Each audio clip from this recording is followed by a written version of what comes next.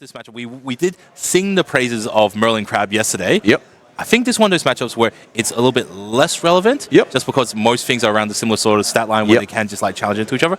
But obviously, one of the few times where Merlin Crab would be very good is to deal with the libraries. Absolutely, as well. yeah. So yes, looks like the camera is onto our players and they're starting up on deck lists. Yep, a little bit of pen flicking here right now.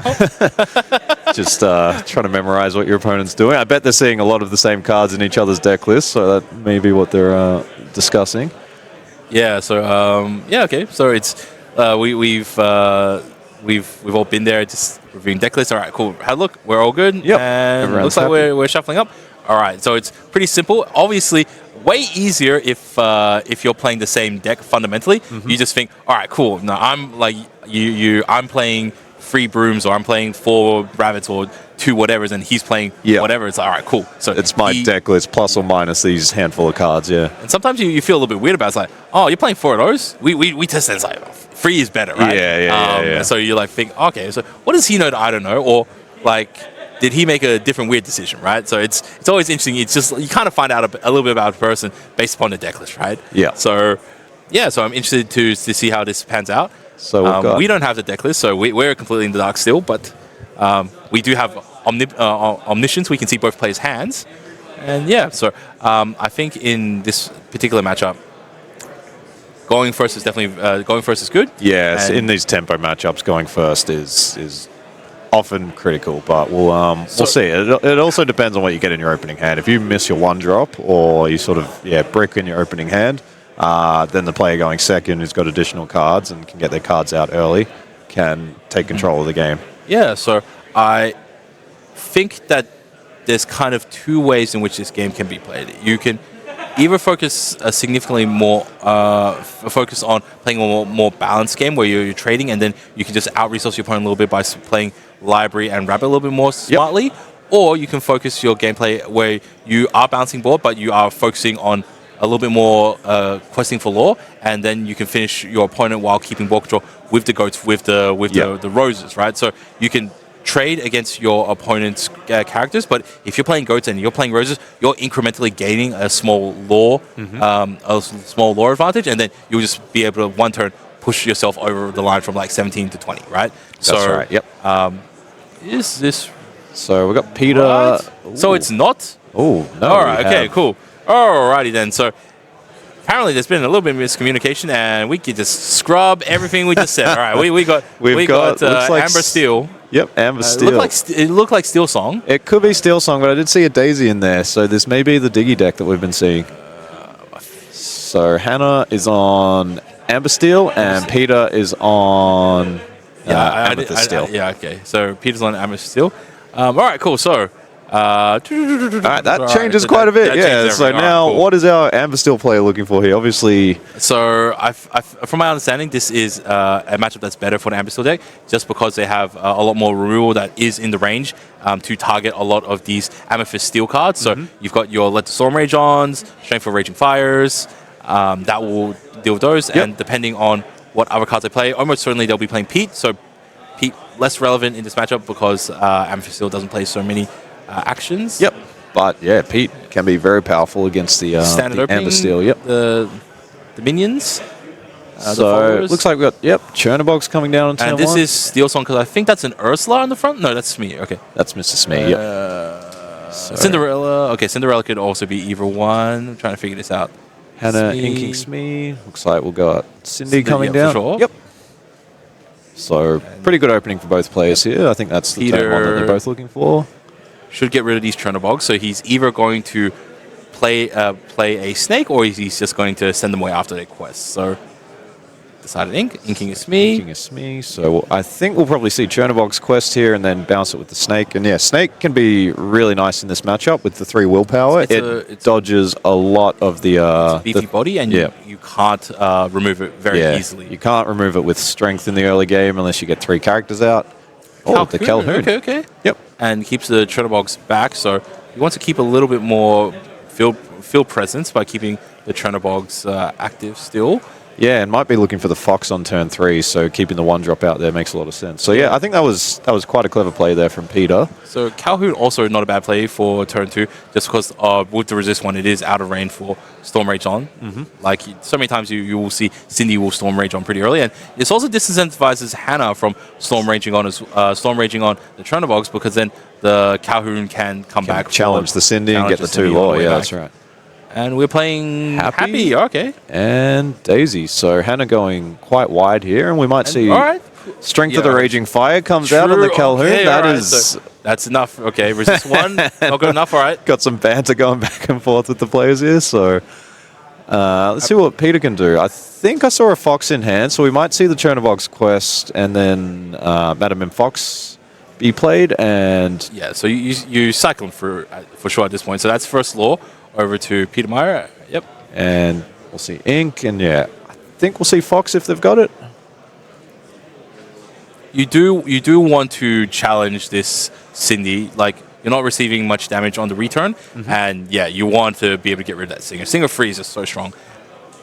So Fox goes in with the rush and onto Hannah. So we might see Happy challenge in. Hannah's in a very interesting position here because she does have the Daisy, but if she's not going to be trying to quest or race for law, I don't think it's correct for you to quest with Daisy, just because you will be fueling up Peter, and yeah, we'll see what's her decision here. Yeah, Daisy can be one of these awkward cards in some of these matchups. It's very, very good against if you're in a racing situation, if you're trying to beat a deck like Ruby Sapphire, which is a bit slower. Just getting that 2 law a turn for the 1-drop and the 4 willpower is quite hard to remove.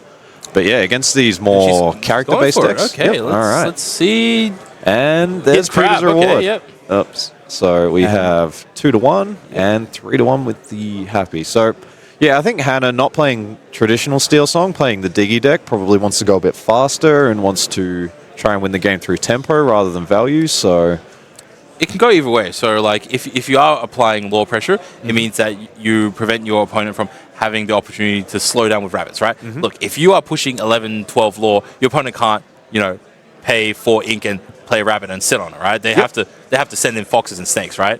And then that's just going to like run their juice out a lot faster. So we have a Pete coming down, and that locks out all actions on Hannah's next turn. Yep, Pete referee, probably one of the most powerful cards in the game, I would say. There's not a lot of cards that sort of interact the way that Pete does. We've got a few that can make your opponent discard cards from their hand. Definitely, I would call it meta-defining. Yeah, very much so. It can really shut out games. So Hannah inking a Happy. Yep. I think we'll see one of the small Cinderella come down, and then next turn Hannah might look for inking the other Cinderella and getting the shift line online. Yeah, she's a little bit stuck right now in that she. All right, so inks both plays both Cindy's, and then probably looking for an inkable card and get the Cindy shift coming down. Yeah, it's a very awkward situation. I don't think that's... obviously you don't quest at that point. So yeah, especially because you know that Peter's got a crab in their hand because you just saw it off the top of their deck. So yeah, taking slightly more... So confirming 1 card in Hannah's hand, yep. So slightly more patient route there from Hannah, which I think at this point, Peter, he can just play a slow game. So he can, play stuff like Rabbit, play Genie potentially. Not sure what's in his deck specifically. So questing with Pete's absolutely fine. Arguably, he could probably even send away the Chernobogs, but you're playing the snake, pick up the Pete. Oh, okay. And might see Pete coming down again next turn. Yeah, just in fact, he could probably go down this turn, right? So you can theoretically ink and then play Pete again, but she only has 1 card in hand. There comes the Pete again. Yeah. So obviously we know what's in Hannah's hand. Yeah. We can tell that she's not playing Steel Song, which means she doesn't play Whole New World. So obviously, if you have 1 card in hand, Whole New World. Cool. And you have Cindy's. This would have been a great Whole New World hand. Like absolutely. You put 1 card down in ink, Whole New World, and then you just gas it out, right? Yep. So obviously Pete would have locked it up, but she is the Diggy deck, so doesn't play Whole New World, so she needs to slowly get up to her hand size. I think she inked a Rapunzel recently, but she didn't have any big cards to really put damage on. Yep. Although, Daisy does have 4 willpower, so she could have picked up free damage and then get Rapunzel on it. Yeah. That's probably why Peter use Snake to pick up the Pete. Yeah, didn't want to let the challenge and then risk the Rapunzel. Yeah, they didn't want the Daisy to challenge into the Pete, receive free, and then Rapunzel up. So quest for 2. Let's see what Peter gets off the top. Gets a goat. All right, cool. He'll be happy about that. And all right, questing up for another one. So up to 6 for Hannah. So Hannah's getting something going here. Sven. And here comes the Cinderella Stout-Hearted. Quest for 3. Yep. Unfortunately, no songs to play, so she cannot challenge active ready play characters at the moment. But she does quest for free, so that's a huge swing. And that puts Hannah, pretty reasonably in up to 10 lore here. So it's starting to look a little bit scary here for Peter. And the resist +2 on the 5 willpower Cindy it means you need to. But he does have crab. He does have crab. So does have crab, but that doesn't get something. You need to get up to 7 strength, and crab will boost something up to 6. He can only get up to 6 right now. So what Peter might do might try and challenge some of the smaller characters on the board just to remove some of that lore, and then try and get the goat down, and then you can play the crab on the goat next turn. To be honest, it's probably not wrong to send, say, Chernobogs into, say, Cinderella, use the Snake to challenge one of the other cards, like the Happy, and then using the Pete with maybe a crab to challenge the Daisy. Yep. Which means that you've got still a pretty good board to challenge Cinderella on the following turn. And I think Hannah will have to prioritize questing, and then you can just send in crab and some other answers to deal with Cindy on the following turn. So crab is definitely to play this turn. I think most of Hannah's board gets wiped out from combat. Pete will stick around, and Snake will both stick around. So here we go. So taking a different line here, which I think this is also quite nice. Right, so that's 6 on, and then another 3. So that's a little bit painful for Peter, having to run 2 cards into the Cinderella. And now we see Chernobogs. I think this was another one of the things that you see at the high level. This Chernobogs, people would often have just quested it away and drawn the card. But it is still a 2/1 body, and it still can challenge. So, it can just sit on the board, wait for something to challenge. And okay, so so questing with the Daisy and the Happy, so that pushes 3 more lore, goes up to 13, if I'm correct. Yep, so Hannah's really just on the tempo game plan right now, just hoping to play a card every turn. If Peter can't remove it, then quest with it twice, but everything that Hannah draws from now is probably just going straight on the field and try and quest with it. So yeah, we're in a very interesting situation where Pete has to just start equalizing the board. It is a pretty rich target field for the crab to go into, so I think he focuses on Happy this turn. Yep, and I do see a bell in hand, so that could be nice for the Happy. I think Rapunzel's soaking up a lot at this stage. Rapunzel's willpower is very strong, so I don't think it will be the target, but definitely Daisy, I could see a target. So yeah, you could be right with the Elsa coming in. Here comes the Elsa. Rush into the Daisy, and you just get... Oh, no, actually Belle, so you get to move the 1 damage count onto the Happy, so not finishing off the Daisy here. That's okay, interesting. And pass. Okay, all right. So we have 4 here. That puts us up to potential 17. What is the top deck? I can't quite make it out, but I am looking forward to seeing it. I think you would want Doc at this stage, right? Is that another Daisy? Another Daisy. Oh, okay. That all right. So another Daisy would be quite nice. We don't know what Peter top decked, so that puts them to 17, right? 17. And then you play Daisy, but unfortunately 17 is the awkward number. You want to be at 18, right? That's you want to right. be at 18 because then one of your 2 questers can push you over the line. But right now, Peter is not showing the answer on board. Right. But I think there was another bell in hand, so perhaps can do something with that.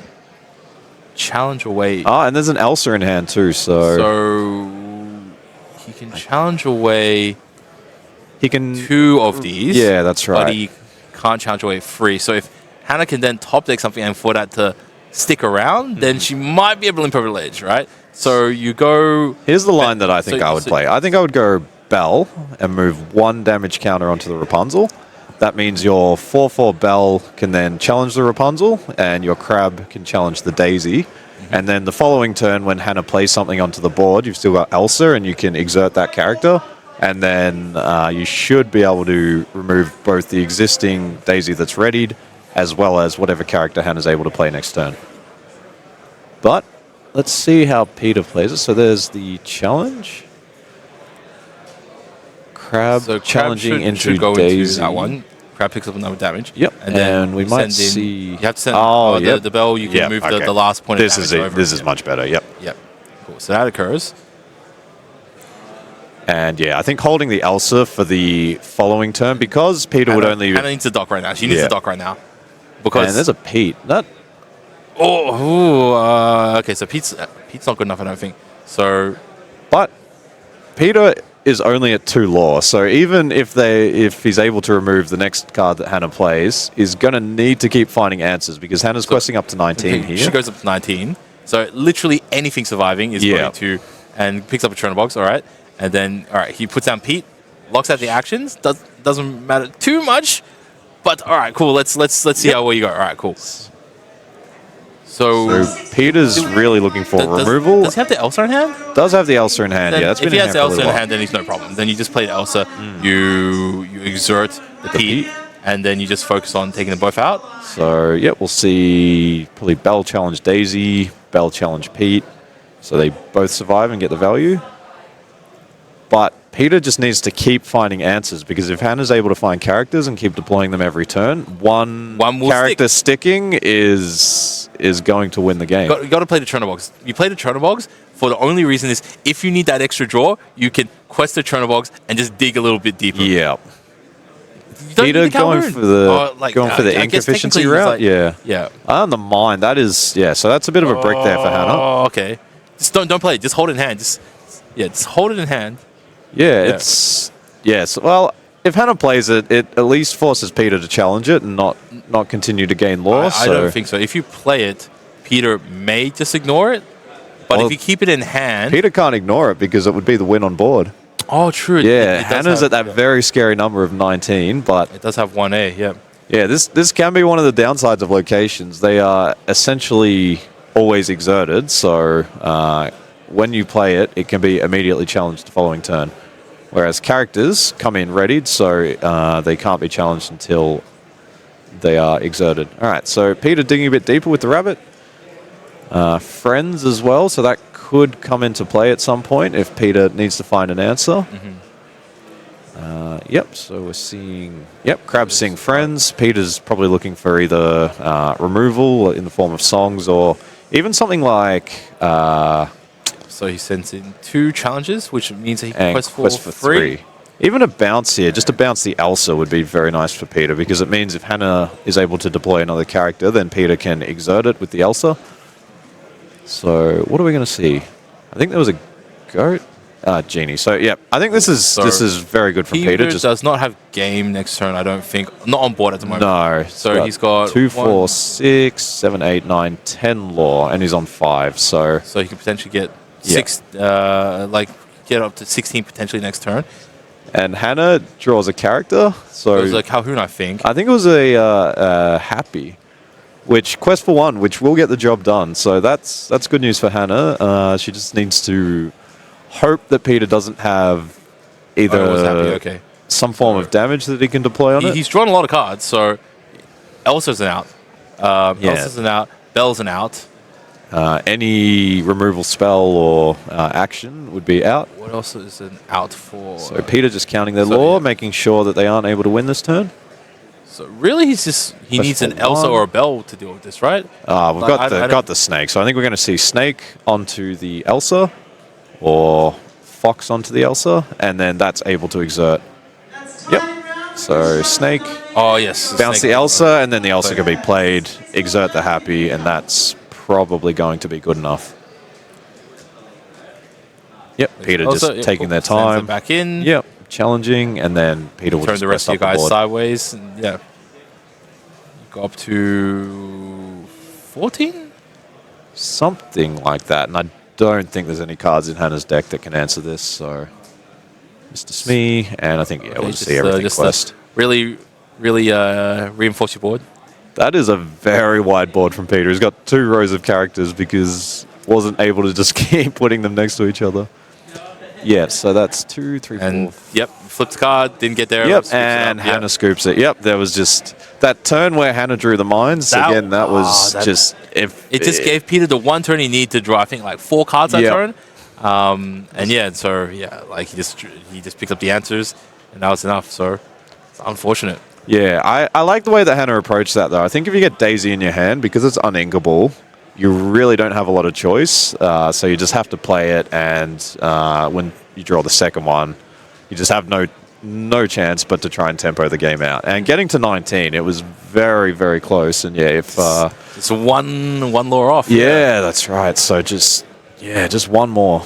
But yeah, that one turn where Hannah kind of stalled with the mines. Yeah, Peter was able to find some bounce, pull the Elsa back to hand, and then was able to challenge. I wonder, in that turn where Hannah did play the mines, if it was just any character, like any one-cost character, do you just play it, or do you wait the following turn so you can play two cards, right? Because yeah, if you play two characters, the only way for Peter to have made them vulnerable is either with Belle or Elsa, right? So he can snake up an Elsa, but he can't snake up an Elsa and play like two Elsas on the same turn. So that's true. Had you hypothetically waited, an extra turn and played two characters at the same time, would you have done that?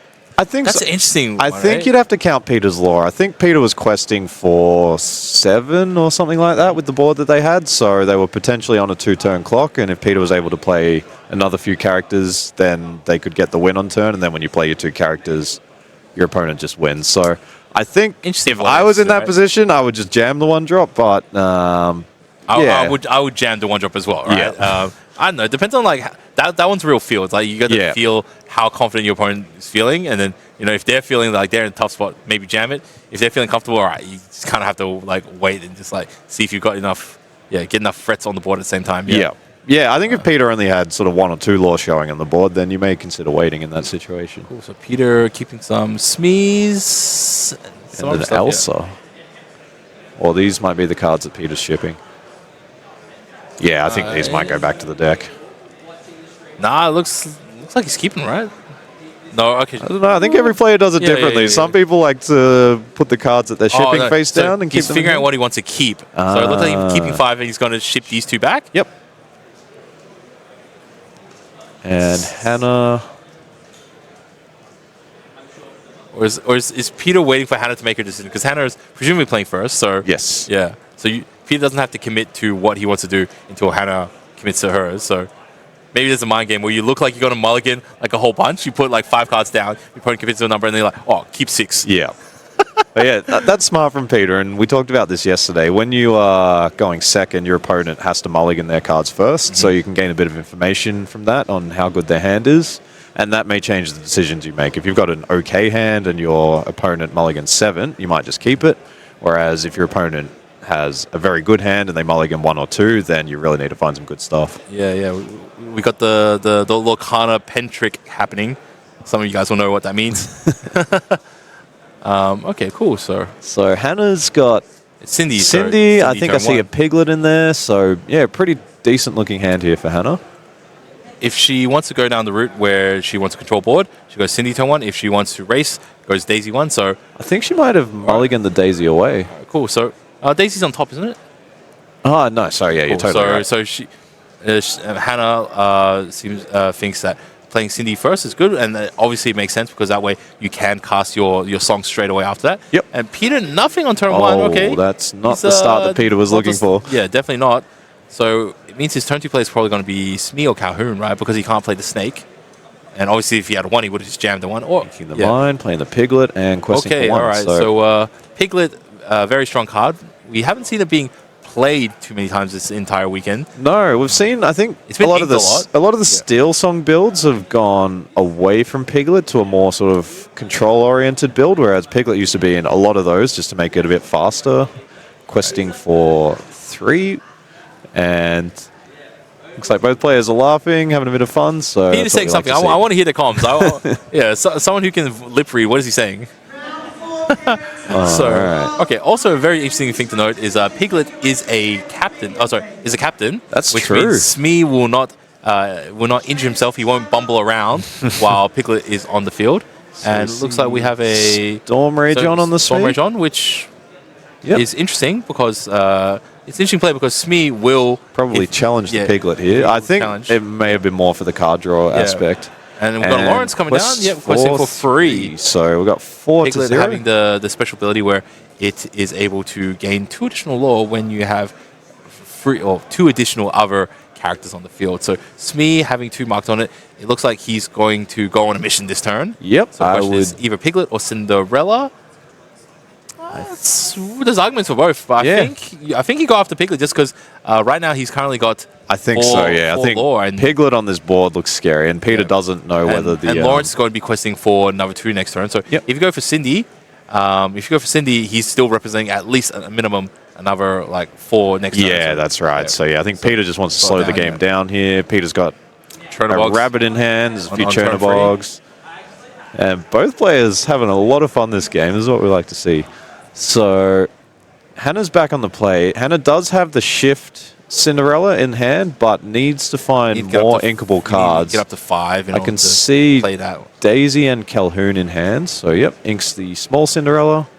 We'll see, Calhoun, Daisy, and I think we'll just see Quest with the Lawrence here and keep Cindy readied so the shift is online next turn. So this puts Hannah into a bit of a vulnerable spot because Peter can theoretically challenge with the Chernobyl and then challenge with the Smee into Lawrence, and so the Smee will receive no damage. The Chernobyl does trade away, but it does go up the curve. So potentially that might be the play. Looks like Peter's got Crab. Yep, that is a really nice answer. So onto the Chernobyl. All right, easy, and then Smee probably just quests. Yeah, I don't see anything on the board that's particularly threatening to Smee. So ink the bell and. Actually, he might chill just because you don't want the Calhoun. Even though fundamentally the Calhoun and the Smee are probably going to trade into each other, you don't want Hannah to gain additional 2 lore just because she's a little bit up right now. It's not a decisive amount of extra lore, but so it goes up to 5. Now, theoretically, she can shift into Cindy, but I swear to God, like Big Cindy's bane this entire weekend has just been Crab. Yeah, Crab, because if Crab challenges in, you can give the challenger when the Crab is banished onto the Smee, and then that is enough to deal with the Cindy. So it's always Crab with something in that sense. Yeah, that's right.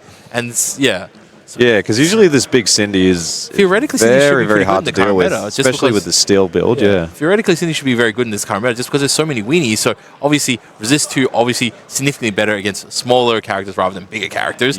But you just get these random bursts because Crab is Crab is. They're joking around. They're having a bit of a chin wag right now. I hope they're recording this audio. I'd love to hear it later. But awesome. It's great to hear that even in top 32, players can still have a fun time. It's, very much it's so. still about the game and still about the experience, and they get to share it with you guys. Sometimes I wish we could share what the players are saying to you guys in Twitch chat. So she's deciding. Something's going on. We having. All right, she's going for it. All right, cool. All right, Cindy coming to the ball, and I think this is a tough decision here because the Crab. But I feel like if you don't quest with this turn, it's only going to get worse from here. Like if you let Peter go even wider. So Hannah just going all in. Okay, and just leaving the Daisy. Yeah, okay, cool. So going 4. Yep. So that's doesn't want to give Peter the card off the Daisy. So at least Calhoun will probably be safe in this situation. Because there's no way that Peter can banish both the Cindy and the Calhoun. Not with the current board. Peter can send the Crab into Calhoun. They'll exchange, and then get challenger free onto Smee. Smee can go into Cinderella, but that does leave Cinderella on 1, which Peter obviously doesn't want to do. Especially if Hannah can potentially rip a Rapunzel off the top and then get back in the game, right? So it looks like it might be a fox. It's a rabbit situation. Rabbit. Okay. All right. It looks like Hannah might not be punished here.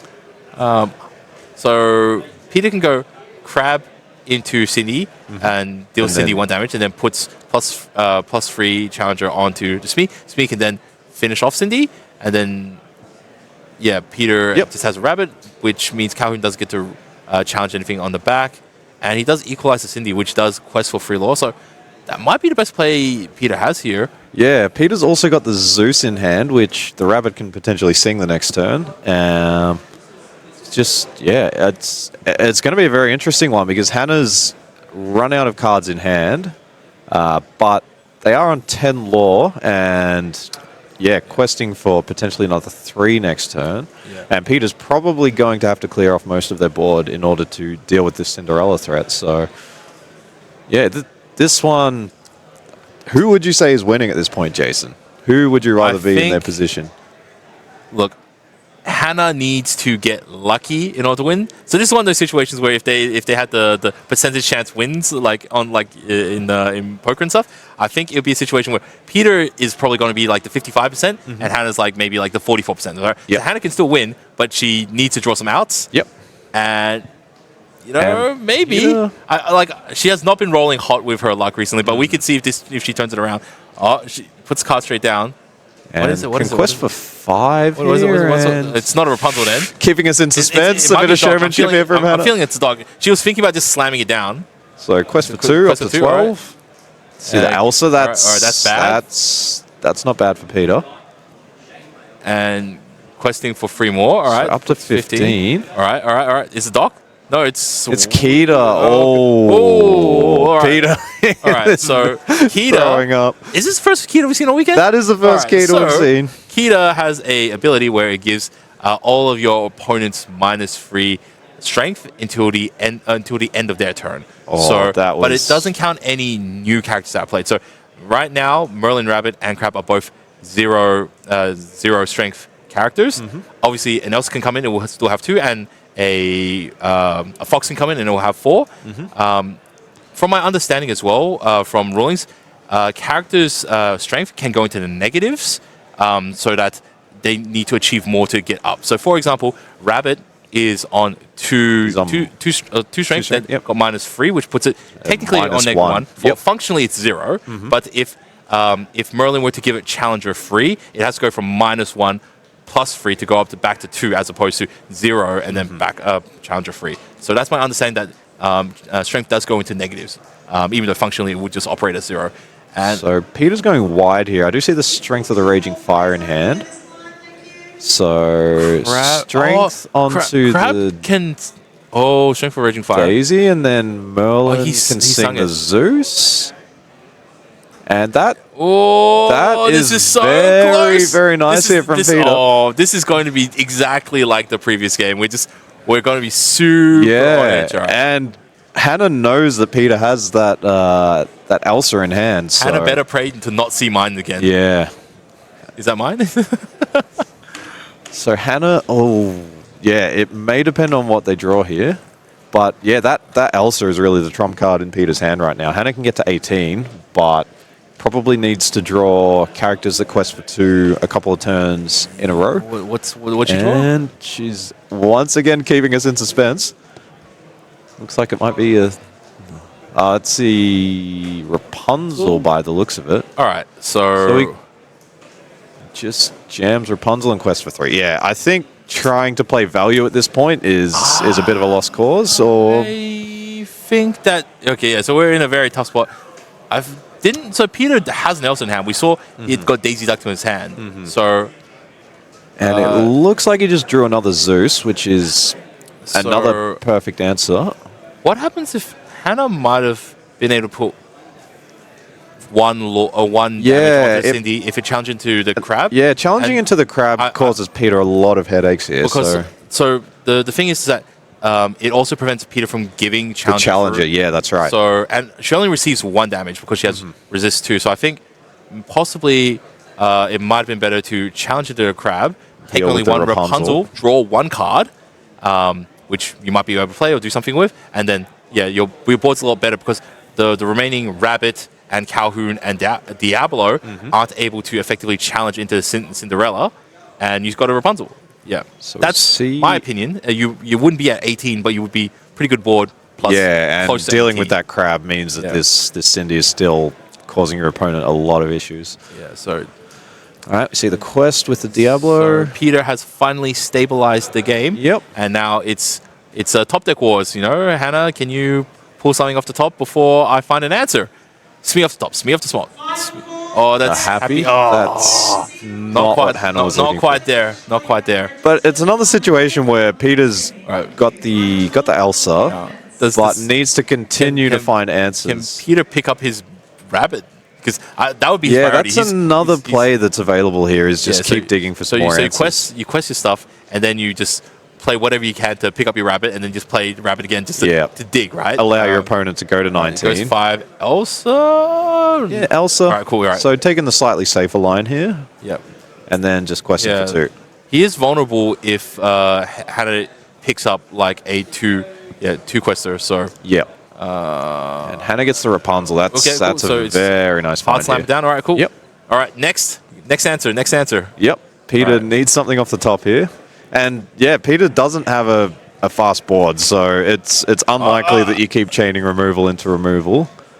Yep, so quest with the rabbit. We're probably going to see a bounce here and just see if Peter can find the answer. He ripped the snake off the top. So snake.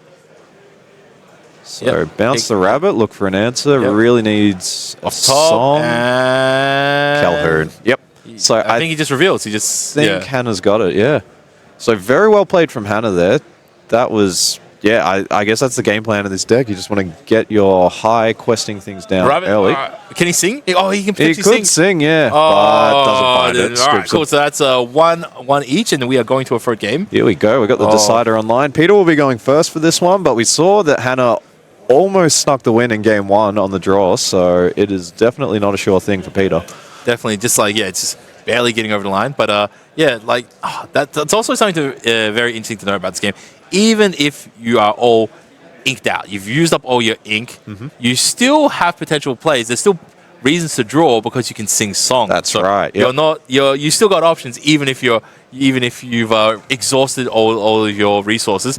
Yeah, as long as you got some of your characters that are still ready, they can be singing songs. You can still get Zeus off the top, and yeah, and that's one of the most powerful things about songs. It lets you play.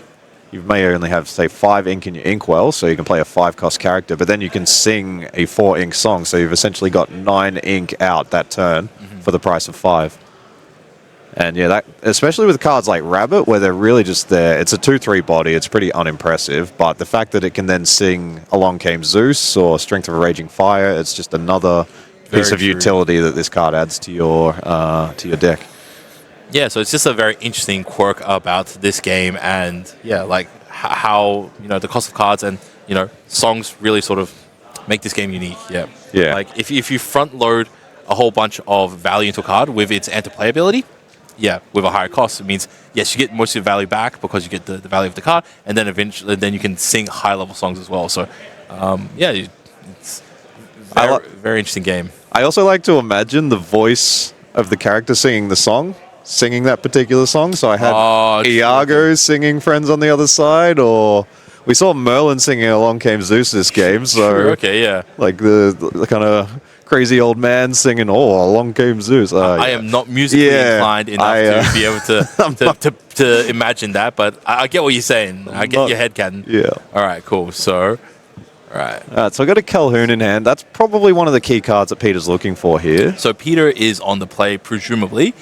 Calhoun's really like the bodyguard of this set. It's like if you want to turn your card sideways, go right ahead, but it answers a lot of the early game threats. Yeah, I wouldn't say it's a bodyguard. It's more like security. So like a bouncer, so it's like bouncer stops you from getting in, right? Yeah. This is more like you broke it in, you've done something wrong, and then the security shows up to arrest you. Yeah. So Calhoun is a retaliatory sort of card.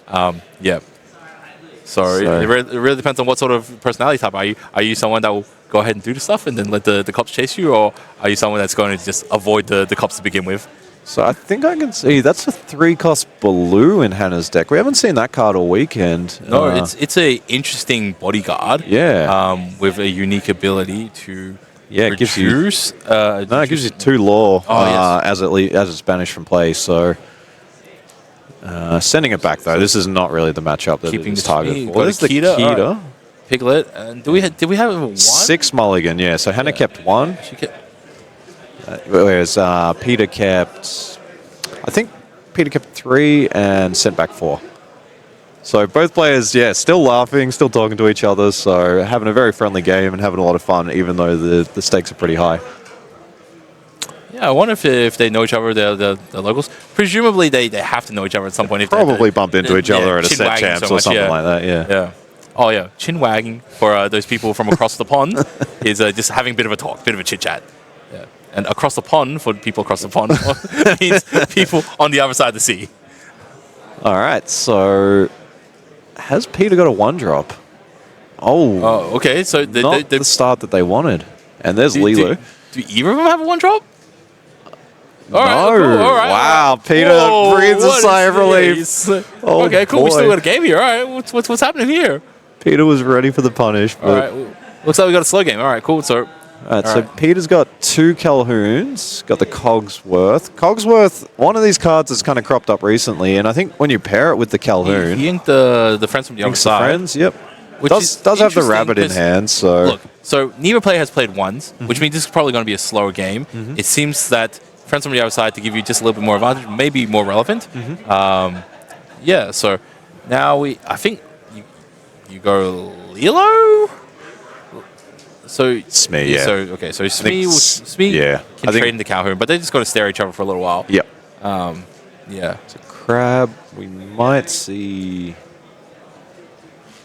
Yeah, this is an interesting choice that Peter has to make. Neither one wants to really start. Lawrence is good. Lawrence that's good. pretty nice. He's solid. Yeah. Yep. And Hannah doesn't have a strong response unless she.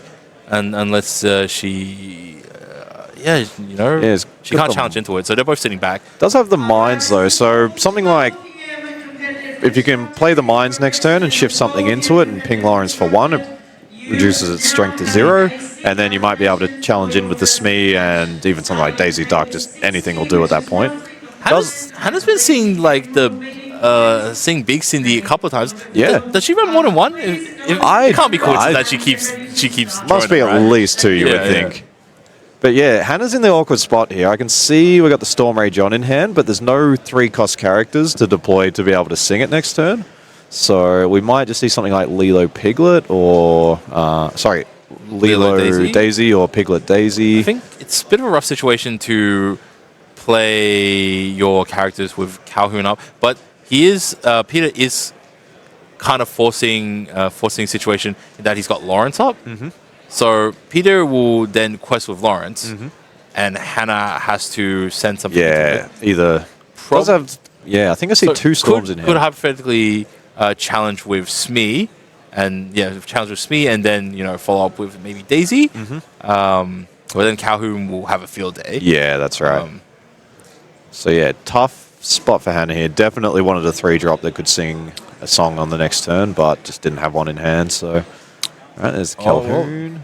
More pops. Come at me.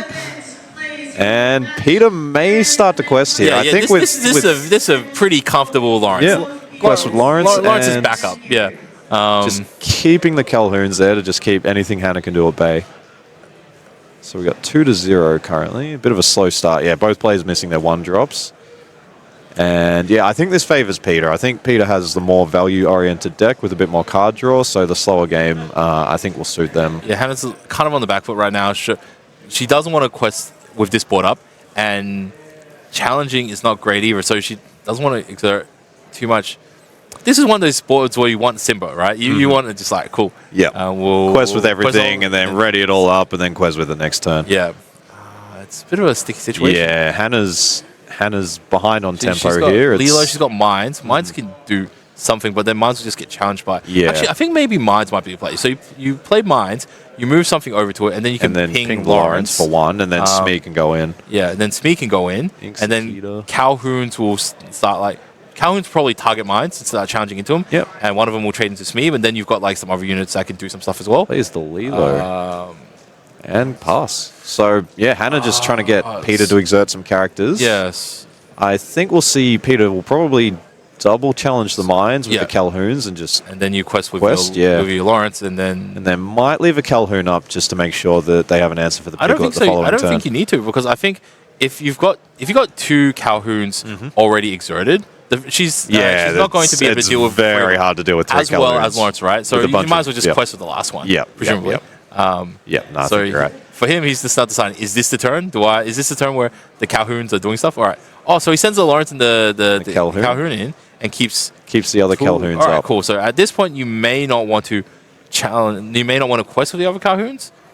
But I don't know. I don't think there would have been much loss if you did. Yeah. Put some, because you want to at least ping some damage on Lawrence, and you want to prioritize the Calhoun. So you need to send a chunk of free into Calhoun. So that's Smee. And then in terms of Lawrence, you could send Lilo into it. You know, like Lilo, it will run into Lawrence. And then you can bring it back the next turn. Yeah. Right? But bringing back Lilos into this board is just not what you want to be doing, because the Calhouns will just continue to challenge and get too low every turn. The Calhouns are... Oh, and she just sits back on it. Okay. All right, interesting. Yeah, I think Hannah's in a very difficult spot here, because just does not have an answer for these 3 mole cops that are out on the field. All right, quest for 1. And is that another rabbit? Okay. Oh, it looks like so it's Fox. So it picks that up. Okay, so he's just focusing on economy at this point. Yep. Peter's just happy to play it slow. If I'm just going to slowly gain 2 low at a time, and you're too afraid to cross my line, I'm just going to keep building myself up. And is Peter going to quest here and try and put a bit of pressure on, or are we just going to see another? You just keep doing what you're doing. If it ain't broke, don't fix it, right? Yeah. So I've got. So he's doing some math. Yeah. What's he potentially mapping out? So Lawrence does get nice trades into Calhouns. So Peter decides this is the turn, so we got 5 more laws. So Peter up to 8 here. Yep. Hannah on 0 currently. Just hasn't been able to do anything with these 3 Calhouns. There's another Piglet though. Hannah's sort of wide board is starting to look a bit scary. If she top decks Akita, that might be the thing. So absolutely devastating. Could be she's just waiting for Akita. You play Akita, you just go sideways, pick up 10. Your opponent can't challenge you, and then following turn win you just the game the following 10, turn right? if you can. Yeah. Because right now her board is representing.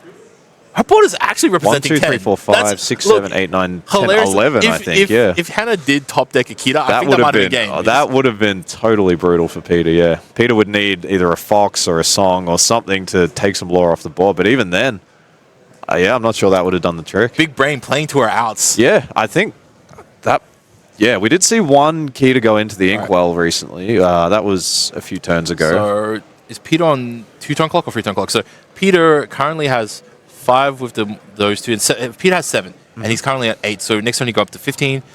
After that, he will win. So Hannah can't wait for next draw to Kita and then do it again. Yeah. I think this is the turn where she has to just start. Either start questing or send a Lawrence in for the value trade to one of the Calhouns. So it's so tough for Hannah here, because it feels like if Hannah starts challenging and shrinking their board, that it's not a winning play. So may just jam everything and just quest and just cross your fingers here.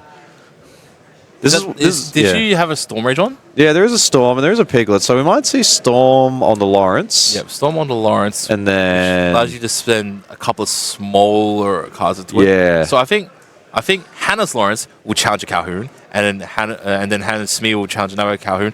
You can use Storm Rage onto the Lawrence, which means the remaining probably send the Smee into the Lawrence, so it survives.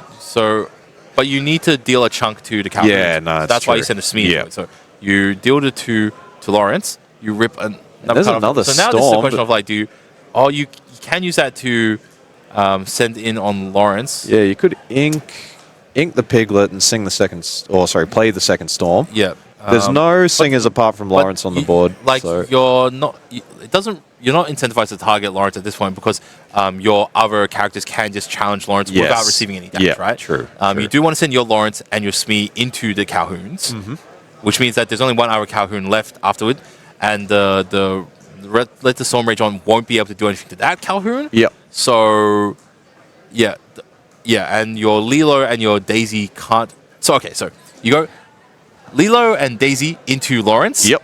That gets rid of that one, right? And then you go Lawrence into another Calhoun, Smee into another Calhoun. You can go Storm Rage on potentially onto the last Calhoun, and then send the Piglet in if you want to just clear out all Calhouns, right? That leaves you with just a Lawrence versus Peter's Fox and Chernobog's. Yep. All right, there's the trade. But then it comes down to like top decks, right? If you then rip a Rapunzel off the top, then you're looking good. Rapunzel might be the decider here. Yeah. So we're going to see a challenge. Yep. I think that makes sense. See another challenge. Yep. So, yep, Hannah trying to just shrink Peter's board down a bit here. Oh, did she actually just do the entire thing I said? Yeah. Are we going to see the challenge with the piglet? We are. All right, cool. All right, so Hannah's not afraid to take this into a bit of a longer game. Yep. Yep.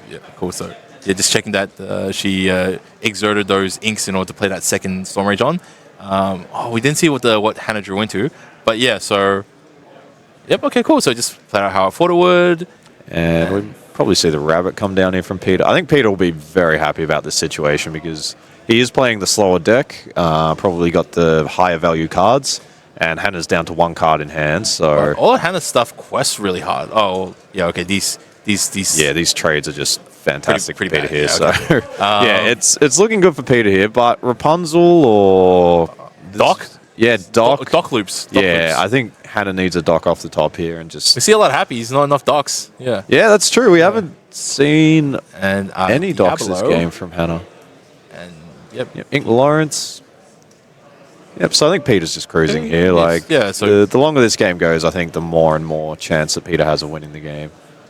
So there's another Leela. That's not a bad draw. And now that all the Calhouns are... Oh, Doc, all right, off the top Oh, two. there's a Doc. And then Daisy plus something else. And is that a Lawrence? Yep. Yeah, I think you quest a Leela. Yeah. Yep. And then, like, if she'll come back next turn, yeah. Yeah, right, cool. so she's at 2, so she's at the bottom of the mountain, slowly climbing her way up. And there's another fox in hand for Peter. I see a Chernobyl and a crab by the looks of it. So you could crab your Diablo just to draw the card and see what you get. Otherwise, you could do something like quest with the rabbit and play the fox on it to draw the card, or even challenge with the rabbit if you really wanted to. Yep, quest for 1. So Peter up to 9. And yeah, we'll see the rabbit bounce, and then it can be played again. I feel there still is an argument for... challenging into the Lilo, just because it does disrupt the Lilo. If you don't challenge a Lilo, Hannah can just quest with it again, right? So, yeah. Yep. No, I think this is very clean play here from Peter. And then you just quest with the rest. I think quest everything here. I think you just leave the Chernobyls on the field because Hannah doesn't really want to be challenging at this point. Even if she does challenge, it's going to trade 1 for 1. Yep. Actually, no, it won't. Like, you could send the happy in, but I think if Hannah has to try and play the value game here rather than trying to race Peter, I think Peter will be very happy with that. But Peter opts for the card draw. Might be looking for something inkable. I think it's too late to out-trade Peter. Hannah kind of has to focus on law, even though she's pretty far away. Yep. Just because... that's just the hand that they've been dealt this game. You know, my three guys might trade into, say, 4 or 5 of your guys, but you still got, 4 more cards in hand. Mm-hmm. And hey, you've already got like 5, 6 cards in hand. If Daisy gives you another one, what's the big difference, right? So So brings a Lilo back. There's a Rapunzel. We've got a Rapunzel. She would have been nice a couple of turns ago. Yeah, that's right. It's actually we still set up some. So there's 2 foxes on the field. There's nothing to set up that can survive a challenge from the fox. Yeah. Okay. Cool. So Daisy doesn't have enough willpower, nor does Doc or Lilo. So yeah, I think Hannah just needs to play one of these cards, possibly the Lawrence. So you play the Lawrence, and you just quest with the rest of your stuff. Yeah, right? So I think so. You quest for 5. Yeah. And then Peter's gonna probably just challenge everything. Yeah. Quest for 2. Quest for 2. Let's see. Quest for third one, and then Lilo's already quested. And no she's quest holding with back the Daisy. the Daisy. All right, cool. I think that's fine. I think the turn that Daisy quests, it is getting challenged by one of the foxes. So whether you do that now or on a following turn is probably not going to make any difference. So just giving Peter less cards now will potentially limit their options. Crab onto the Diablo. Okay. Yep. That's going very nice. To presumably a Doc, just because probably it has the Doc, free. Or it actually doesn't matter because the foxes are going to be challenging in anyway, right? Well, we might see one of the rabbits challenge. It depends where Peter wants to spread. If he's got challenger free, you just send it to Doc, right? Yeah, that seems like a clean trade. Yeah, I think the only time you wouldn't send it into Doc is whether you were going to ignore the Doc completely. Like more so if you were like needed to take into consideration law, and you weren't going to challenge everything else, right? Yep, that's right. Yeah. So in this particular case, he's got reasonable law lead, and he's definitely got the card lead by a huge amount. So he's trying to keep this clean, and you can challenge into the Lilos. And we might see the Elsa come down just to exert the Daisy or the Lawrence, and then see the Fox challenge one of those characters. That is true, because like challenging into the Lilos doesn't really change the board. It just chews up a whole bunch of ink on Hannah's side.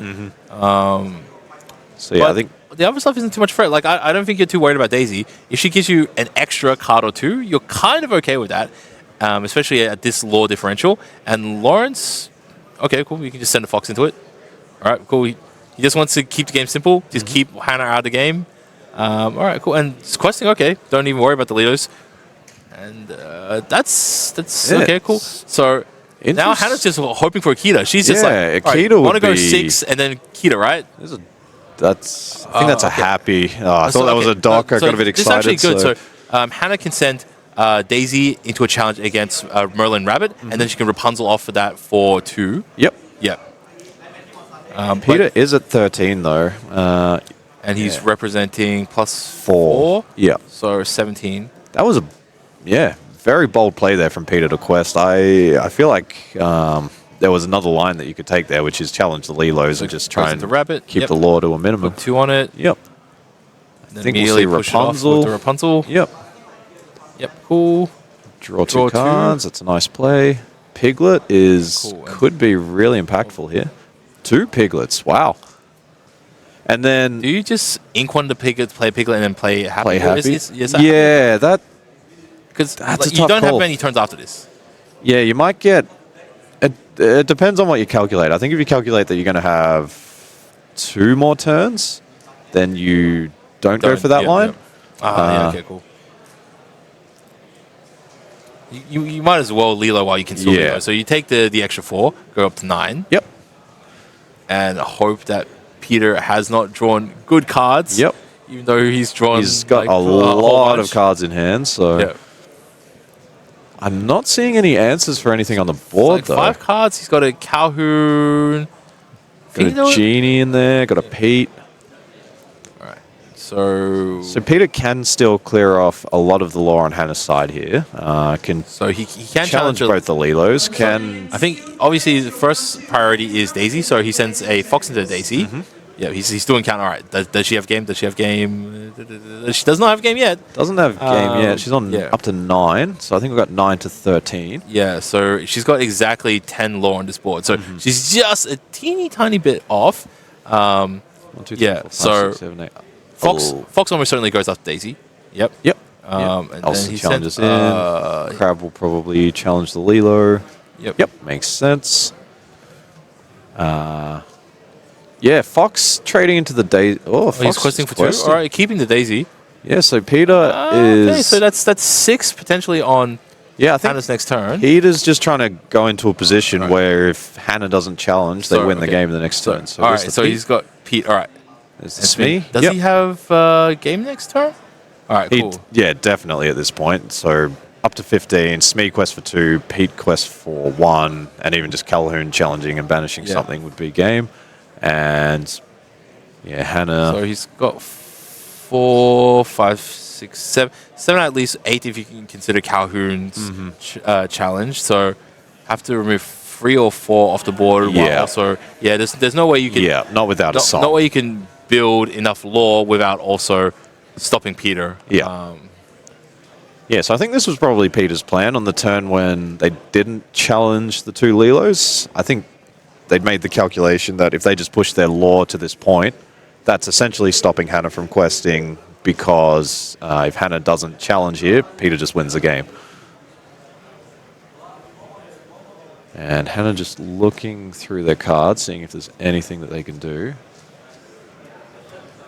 I think you just need to. There is a dock in there, so I think you just dock and hope for the best here.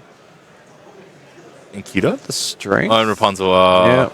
Strength. There's just. I don't think there was anything that Hannah could find there to get them out of that situation. You can't even challenge your way to not game at this point. Yeah, that's right. There's a bunch of rated characters. There's 4 exerted characters that you would have to deal with. So Yeah, you know, yeah. Hannah just making sure staring down into the inevitable, and you know, all right, let's be a good sport and let's just play it out right to the end. All right, cool. Oh, okay, all right. Looking for what songs? Yeah. Do we have anything? Nah. No I think Hannah had accepted it at that point, but it's always better to check. You gotta believe something. Gotta believe then. Peter. She's still doing stuff. 3. Right, cool. Yep. All right. Oh, yep. Go into challenge. All right. Cool. And And Peter will just and they're laughing up, and that's it. So yeah, fantastic sportsmanship from both players there. They're both Good job. clearly Well having done. a lot of fun, congratulating each other, and yeah, just very well played. I thought both of them again just piloted their decks very, very well. And yeah, I think on the play, if Hannah can't get off to a really on the draw, if Hannah can't get off to a really fast start there, the amethyst cards are just going to draw too much value, and it's going to be too much of a hill to climb, which we kind of saw there. So yeah, that was excellent, very fun